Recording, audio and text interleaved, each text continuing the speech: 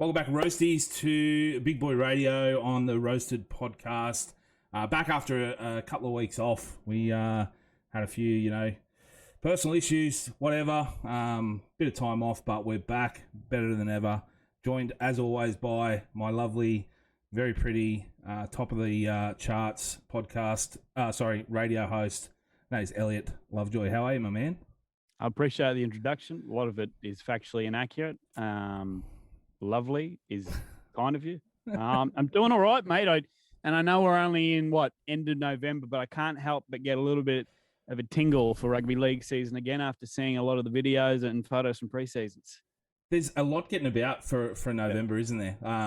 It seems like, I don't know if it's because of the social media, starting juggernaut just keeps on, there's all these new social media networks and people using them a lot more that we're seeing a lot more of it and just feels like it just doesn't stop. Like we had the grand final, a bit over a month ago, and it just seems like we haven't had a week off. I know this time in regards to social media, I always find it tough to bring out content and things like that, but I haven't found it this season. It just seems like it just rolls on.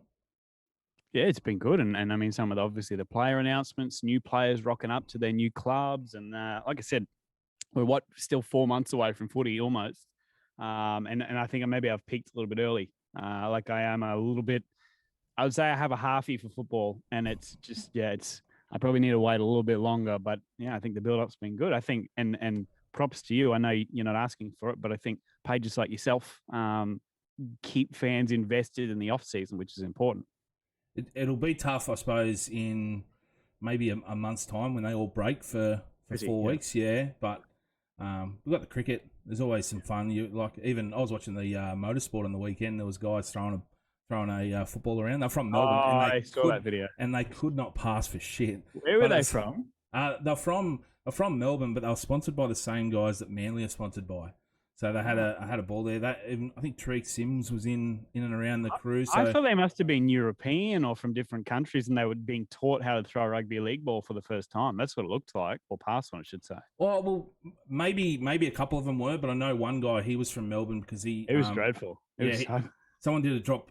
They said, he's done a drop punt, and you normally do that with the Sharon and blah blah blah. So I think a couple of them might have been from Melbourne, but you might be right. They might be overseas. It wasn't good. It was not good. Not a good advertiser for rugby league. We might send a few blokes down there and sort them out. But speaking of players switching clubs, your Knights this morning, we see, not for the first time, but Dane Gagai back in the Knights kit, looking very pretty. Got his little goatee happening. Gives a little thought. What are you thinking with Gagai back? It just looks right. You know how some people in whatever jersey it might be, it looks like that's where he belongs. Now, I know he started at the Bronx, and I know he's been at South for a while now, but seeing him in that training kit this morning, it felt like home. And he's likely to play in the centres wherever he plays next year. I actually saw a few Knights fans when it was announced that were a bit disappointed, saying, he's coming for a pay packet to retire. It's like, whenever he played for Newcastle, he gave 112%. So I think that's an absolute myth. I was really thrilled to see it. And I'm excited if we can keep Bradman and Bess fit to have the pairing of Gagai and Bess in the centres yes, please. And Nari Tuala, he re-signed the other day for another 2 years, I think. Yeah, so great kid. We met him a couple of weeks ago. He was up in our part of the world, and he came into studio. Softly spoken, lovely fella. Didn't get the opportunities at the Cowboys he probably deserved, and now he's moved to a wing. I think he had the best record for try scorers in the back half of the season last year. So, yeah, he's leading try scorer for the Knights the last 2 years. So yeah. What is he from that area? Is he up in Cairns? So he grew up in Cairns, and then did a bit of footy in Townsville, then obviously in the Q Cup at the Pride. And just like I said, he'd get given a game at the Cows and sent back down, a game at the Cows, sent back down. There was no consistency. And for a young fella like that, you just need to give him an opportunity, which I think, Adam O'Brien's done well. Speaking of players going to other clubs, there's been plenty, like we've talked about, there's been a lot of photos of the guys in their new kit at training, things like that. Yeah. What player in 2022 are you most looking forward to seeing at their new club, at a new club? At first, I thought it was Adam Reynolds. Just excited to see how someone with his experience and calm head can help guide those young blokes around that have a lot of talent. But I think everyone was a little bit aroused watching Nico Hines' hair flowing in the breeze at the Shire in his Cronulla getup. I'm really excited to see his move to 6. I really want it to work, and I'll be watching him closely. It's like, if you're an NFL fan, when a new quarterback gets into your system, it's one of those, like, he just seems like such a great human being too, that you want it to work so badly. And because they got Will Kennedy at 1, and hopefully he's a long-term one, I really hope Hines finds a home at 6, and they got a pretty good pack there. So, yeah, I can't wait to see him in a new position and as a playmaker, hopefully succeed. Yeah, they got like Dale Finucane from the Storm joining them as well. So and McInnes is at the Sharks. Yeah. So they're gonna in that forward pack and Brayley in the hooker. 7 for the Sharks? I apologise. So Nico Hines said in the press conference the other day that he doesn't care whether he plays 6 or 7, just whatever's better for the team. And then they have, I think, Matt Moylan there. Of course. Yep. And Trindle's still there. Yep, and Trindle. So they've got a few options there, and I think with Hines, saying he's just happy to play. He was signed as a half, whether it's 6 or 7, whatever's better for the team. But it is going to be exciting. Mine for me, I can't pick a player, but this whole Bulldogs squad, they've pretty much revamped it. It's a whole new squad, so that whole team, I'm just looking forward to seeing what they produce. Like, it's only up for them coming from the wooden spoon in 2021. So I think I spoke with the Guru the other day. He's saying this, without a 7 or a 9, they're still not signing the right people. But I think the big signings that they've got Vaughan and Pangai Jr. there. They've got Burton. I just can't wait for him to have a full season in that 6 jersey. Addo-Carr. Matt Duffy at the back. Look, I'm just so excited for them and their fans. So should be good. I forgot to mention at the start my mustache. It is looking very thick and luscious now.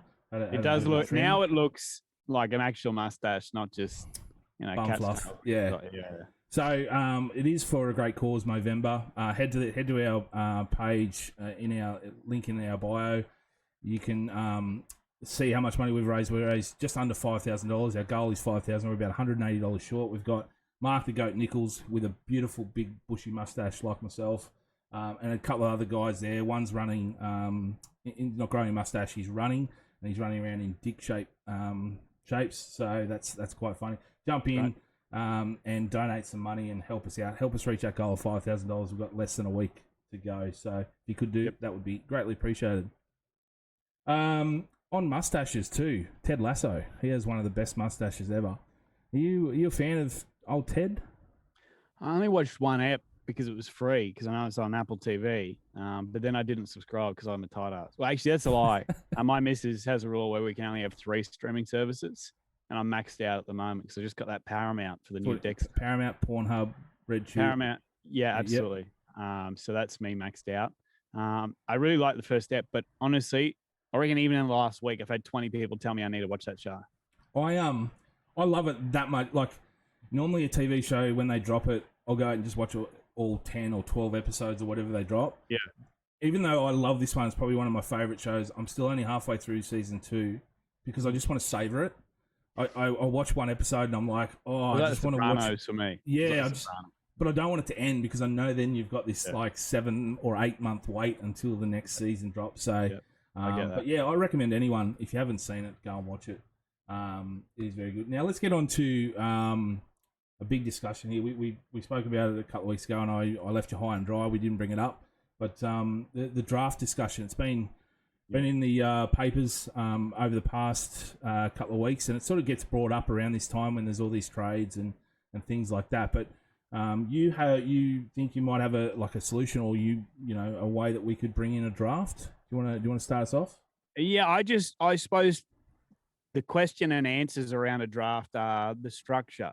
If again, and I know I harp onto NFL, but that is the best draft process in professional sport. So 7 rounds. You can trade your draft picks, obviously, but if you don't, you've got if you're the team that finished last the year before, for example, then you will get the first draft pick the next year, and you will get 7 rounds of draft picks. So obviously, the best players normally go in the first couple of rounds, but as you see, Tom Brady was a 6th round, 199th pick, and he's gone on to do what he's done. So I would structure it for rugby league, and mate, you could do it with any sport, and it just creates hype. You could do it in cricket if you wanted to, but in rugby league, it's got to be a little bit different to American sports in that it's not going to be out of university or college. It's got to be out of high school, I would think. So it's got to be kids out of high school, and that stops us from having to worry about age problems where we got grade 12 kids that are playing professional rugby league. They've got to wait. Straight out of high school, make themselves draft eligible, and then you've got 4 rounds of picks. So, for example, the Doggies finished last season. If the draft was now, they would have the first pick for the 2021 draft or 2022 draft. 4 rounds, so 64 picks total, allowing teams to bring 4 new players to their squad. Now, like the NFL, you have the option to obviously include those players into your squad of 30 if you wanted to, or if they're outside that, then they're off playing Q Cup or New South Wales Cup or whatever it might be. I just think that's a structure you could put in place that works straight away. Kids understand what their pathway is. Clubs can look at teenage players as they're going up. There'll be hype around them, like there was Sawali, for example. And it could be extended if you wanted it to. I'm just thinking of not going over the top. Do 4 rounds, 16 or 17 teams with the Dolphins. You have to change that up. But however many it is. And as a Doggies fan, it gives you something to be really excited about. Imagine if this has happened last year and Sawali was the first pick of the draft. And if it was at the time the Broncos going after him with the first pick, how exciting is that for the fans to have hope after such a shit season? I'd love to see it implicated. I agree. I love to see like a national school competition, like broadcast on TV as well. Let's say we had, I don't know, 64 school teams around the country playing in a national competition that then we ended up having a 16 team, like a Sweet 16, like the NBA tournament, play a knockout style, down to 8, down to 4, down to a national champion.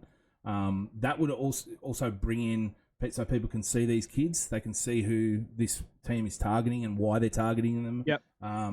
The only issue I have with that is it going to take away from the junior development that clubs have set up? Like you look at the Panthers, they have a great system, especially out here in the West, bringing in players from the Western Division into the Harold Matts, into SG Ball, and they're brought up into first grade. If they're not spending money to develop these kids if they're spending money to develop these kids and then all of a sudden they're put into a draft and any team can get them, where's the benefit for them in developing these kids? I can totally understand that from a club side and 100%, but purely for the fan engagement, for even the aesthetics of the NRL, and I'm thinking selfishly as a fan here. Maybe if I put a CEO hat on of an NRL club, I think differently, but as a fan, that's half the fun. If, a young kid that has been brought up in the Penrith system gets pinched at pick number 2 by the North Queensland Cowboys, whoever it is, then when he gets to play against Penrith or whatever it is, maybe there's a bit in it. I don't know. And the clubs too have the opportunity of, let's say you draft this kid and once he trains with you, it doesn't work in your system, you can release him before the season and other clubs can pick them up, that kind of thing. Again, that's not a sure proof that's the way you have to do it kind of way, but structure-wise, I think that could certainly work. I absolutely agree. Like it would create so much more drama. Like you said, fan engagement. And especially if we did have, you could run, they could still run their junior development squads, all that sort of stuff. But if we brought in like a national team where kids were getting shown on TV, it would make kids think about, do I want to leave, my school to go sign with an SG Ball, or Harold Matts or whatever, or do I want to stay here, get shown on TV, and get drafted by a big team? And you're going to highlight, these small communities. Like, what if the number one potential draft pick is a kid out of a high school in Dubbo, and you get to follow that journey? All of a sudden, it puts them on the map. You get a kid out of the Torres Strait. I mean, I think I might be living in a fantasy world, but the way it plays out in my head is so exciting as a fan. I think because we've watched so much US sport, like we watch the NBA and the NFL, and we see how exciting it is for these guys. And you watch these college sports and you go, holy shit, like it's so big, and they understand why they want to see this kid succeed at this club and get drafted number 1 because of his story and what they've been through. And I agree, it would create some great drama. I just don't want it to take away from that junior development. And I think there is a way they can run it side by side. it just takes some leadership at the NRL and some investment in that to make it happen. Whether we see that, I think we're still a few years away, but it would be good to see. Now, on to Christian Welch. He said via Code Sports about player salaries being made public. Now, I'll quote him here. He said, "I've seen it written that I'm on 480,000 and 600,000, but both of these figures are wrong. I'm actually on 425. I understand that numbers sell and you journos need to have a crack at someone's value, but you really don't know for sure because there's no accurate information available to you. That's why I wouldn't mind seeing it like the NBA, NFL, where salaries are published. Publishing them would give them real accountability and stop players getting slammed for inaccurate salaries that they're said to be on." Now, I put this up in a poll on my Instagram, which, it's not accurate, but, it's just, it's what the fans are thinking as well. The fans were 78% in favour of this, and that was just over 7,000 votes. So I actually really like this idea. I think if you're a paying member of a club, maybe you sort of deserve a little bit to see how much money is being spent in what area. In saying that, you don't see it in any other profession apart from professional sports. So what are your thoughts? Do you think player salaries should be made public? It'd be interesting, and I know Christian said that, but it'd be interesting to gauge other players' views on it. Because, for example, in my workplace, I wouldn't want our salaries to be public. I don't need other people knowing how little or how much I could be earning. Yeah. I'm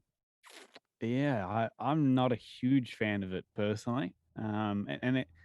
For players that are on a pittance, potentially it's embarrassing for them. Yeah. But players that are on a bonza or more than people would think, then they're going to cut more from keyboard warriors. I'm not a huge fan. Saying that, it was a player that came out and said it'd be a good thing. So maybe I'm not reading it the right way. He's to note.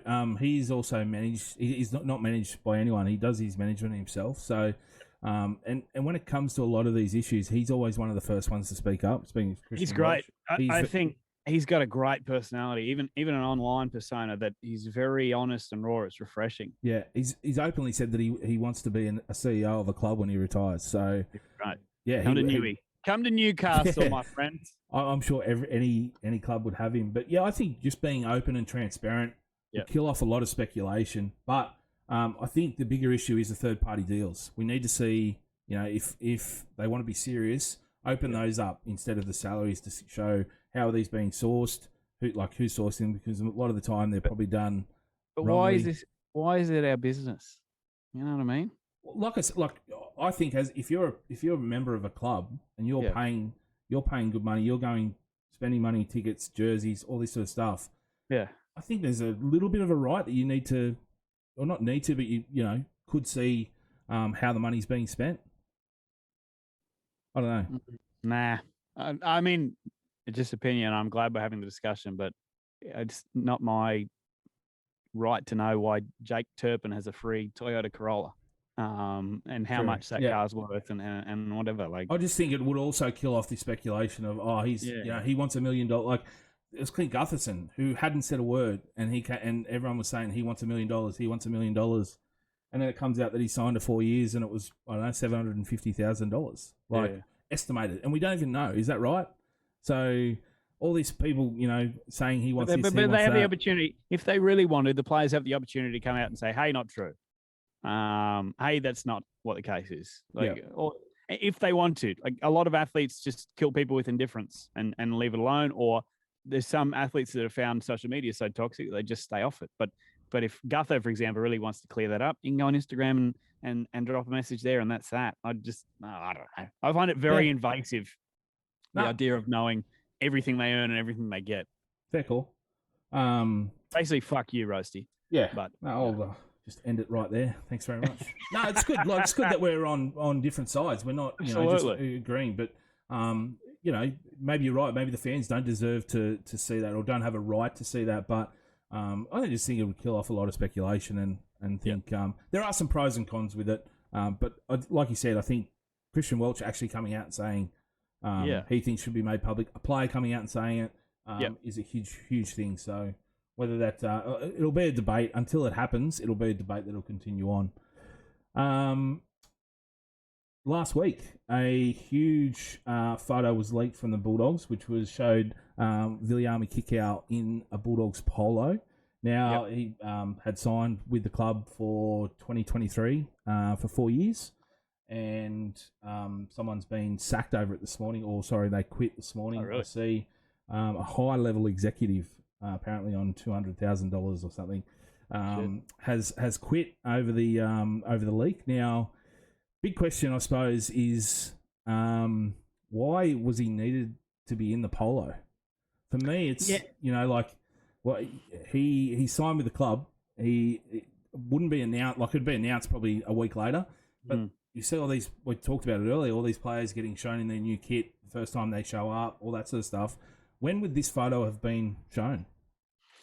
Yeah, and I think I saw something online about him saying, if I had my time again, I wouldn't have even put the shirt on, because obviously I could have done this photo shoot at the end of this season. But I saw he posted on Instagram basically apologising to the fans, et cetera, et cetera. He's committed to Penrith.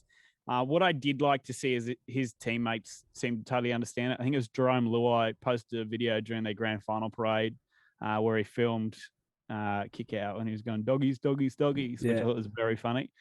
You could tell he was embarrassed by it.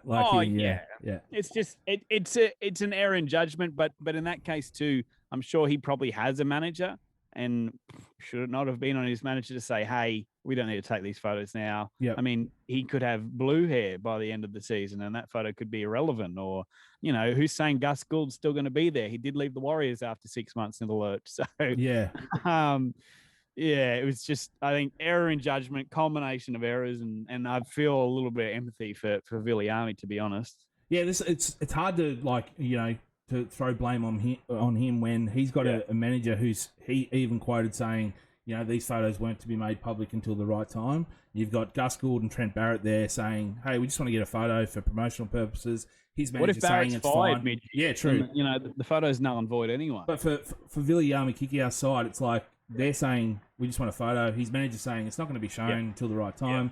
Really, it's not his fault. A little bit of blame on him, for going, well, he could have stood up, but at the same time, he's got these high-level people saying it's going to be fine. So you probably go, well, hey, it's fine. When you got a good-looking man like Trent Barrett staring into your eyes, you just say whatever you do whatever he says. So. Well, I'd put on or take off anything he would tell me to do. But he handled it very well. I come out, addressed it, and it was just people were saying, fans shouldn't be booing him. I disagree. If fans want to take out and they want to vent someone, you look at remember Craig Wing back in 2007 signed with Souths. They got he was still contracted with the Roosters. They were playing a game a few days later, and he was there next to Russell Crowe with Souths logos and sponsors in the backboard, promoted through media, everything. And even Nick Blytte's come out and said, this is disrespectful to the fans, blah blah blah. Mm-hmm. I think the fans booing is almost a good thing. It creates a bit of drama. And it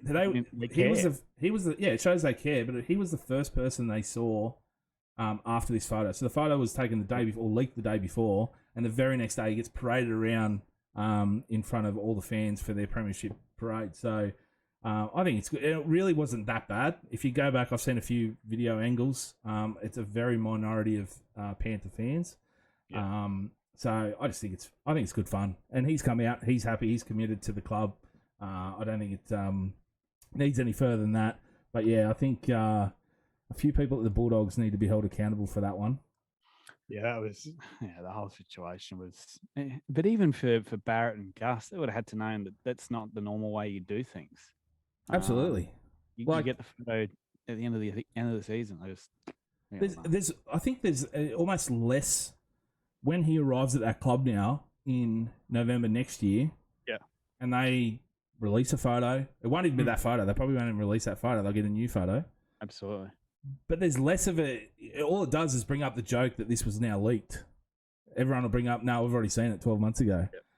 So it takes away from that promotional thing that promotional tool that you had in promoting your club and this player coming there. It's gone now. So. Anyway. So, talking about signing in advance, all the talk about major signings 12 months in advance, does it just increase the need for trade periods going forward? Yeah, I think so. I don't like it, to be honest. You don't like a player getting No, I don't like as a fan. You know, if tomorrow Kalen Ponga signs for the Dolphins, I hate knowing that in advance. I Yeah, really do. I wish it was, as you said, done during a trade period time where, because that's really difficult. If Viliame Kikau's your favorite Panther, it's really difficult knowing the whole season that, like I know he's committed this season, but he's gone. Yep. I don't like it at all. Even like I was thinking about it, even if you had a trade period of now, like a trade and signing period from November 1st to November 30th, even if a player signs now and doesn't get traded, you still we're in the same boat, you know. Yep. So if they open it up just in June and they had this signing frenzy and trade period, so a player gets signed, hey, we want him now for the next 6 months, trade it off, or that's when that's the only period they can sign. It sort of stops a lot of speculation. Like teams are well in advance into their finals run. Mate, the Ponga thing, even as a fan now, the Ponga thing, even as a fan now, is killing me. Yeah, honestly. If that is announced that he goes to the Dolphins, I will die on the inside. Yeah, I will. It's a 20-year rebuild all over again. Like we will not win a premiership in the next 10 or so years without Kalen Ponga part of that side. And like he's got a huge incentive to stay there now with Joey Johns coming in. If he wants to transition into the halves, if that's the future that Newcastle want to do, the Dolphins, and probably a little bit more money. But it's also a fear of it's a lot more money, but it's also the fear of going to a brand new club and starting again. He doesn't have fear. He's Kalen Ponga. He's jumping off roofs into pools and running headfirst into props. So he doesn't give a shit. Yeah. Which is why I love him as a human being and an athlete. Connor Watson, his best mate, leaving Newcastle. Honestly, I'm losing sleep about it at the moment. It's tossing and turning. You need you need that product that they keep on promoting on their podcast to get you going of a morning. You need what is that? The coffee Vibe. Lords. That's the Lords one. and Vibe. Yeah. If it wasn't $13 a can, boys, I'd have some. Jesus. I think with Kalen Ponga, like they don't have many big signings left, do they? Like the Dolphins, and Ponga's like one of them. Brandon Smith's one of the others. If they get Ponga and Brandon Smith, I still argue that Brandon Smith is $1 million man. I said that to someone yesterday. They laughed at me and said, "Hang on, if Reed Marnie's worth 800, and Brandon Smith is arguably a top 3-9 in the game at the moment, plus he can play lock, fuck." Yeah. Would you pay $1 million for both Ponga, and both Ponga and Smith to go there? Because that would be a huge start. I'd pay 2.3, 2.4. Yep. To have them both. Yeah, I pay 1.3 or 1.4 for Ponga. And then you build around them. Yeah. If that's your 1 in your 9 or your 6 in your 9, whatever you want to do with Ponga, Jesus. If you can get in even a controlling, I still think someone's going to pick up Ben Hunt cheap next year, and I think it would make sense that it's them. Yeah, I mean, imagine if they got Munster too. These are real possibilities. They are. They're still available. Yeah. So imagine Munster, Ponga, Brandon Smith as part of your spine, and throw in, let's say, Ben Hunt on the cheap. Yeah. Holy shit. I would say, like, if you got them, then you're not paying overs for many other players. You pay overs for them, and you would get players that will want to go there for not less than what they're making now, but less than their market worth just to play with those guys. That's huge. Yeah. Let's start the campaign. Let's finish off now. I know you said you hadn't seen a few movies, so I want to put it I'll put a poll up. Yeah. What movie we're going to watch this week to review next week. How the choices are: you hadn't seen Rocky. Is that right? I've watched it. Thought it was shit. Okay. Die Hard. Haven't seen Die Hard. All right. So how about we just stick it with Die Hard? We're going to watch haven't seen Die Hard, Top Gun, none of them. Oh, okay. I'll put up the poll: Die Hard or Top Gun. Okay. But they won't have aged well, mate.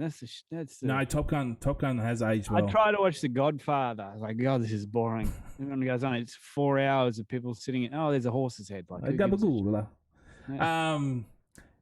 I'll put up a poll, so it'll be between Die Hard and Top Gun. What movie we're going to watch? I'll put it up today. Watch it over the weekend, and we're going to come back with a review next week. Or I'll pretend and I'll read the plot on Wikipedia. Oh, no, you're going to watch it. You're going to watch it. Come on, take this seriously. This is a serious show. This is a serious show. Thanks again for your time, Elliot. Thanks, I really appreciate it. All the best this week. Thanks, Roasties, for the listen or the watch, whichever way you consume this video. And we'll catch you all next week at Tuesday at 4:30. Today, obviously being Wednesday, but we'll be back to normal next week. Thanks, Elliot. All the best in your gridiron ventures this weekend. Who you got? Appreciate it. Playing Mackay, but honestly, my body is failing very quickly. I'm 50-50. Turf toe. Yeah, anything I can use to get out. Hemorrhoids, whatever. Good luck. Thanks, All the best. Talk soon.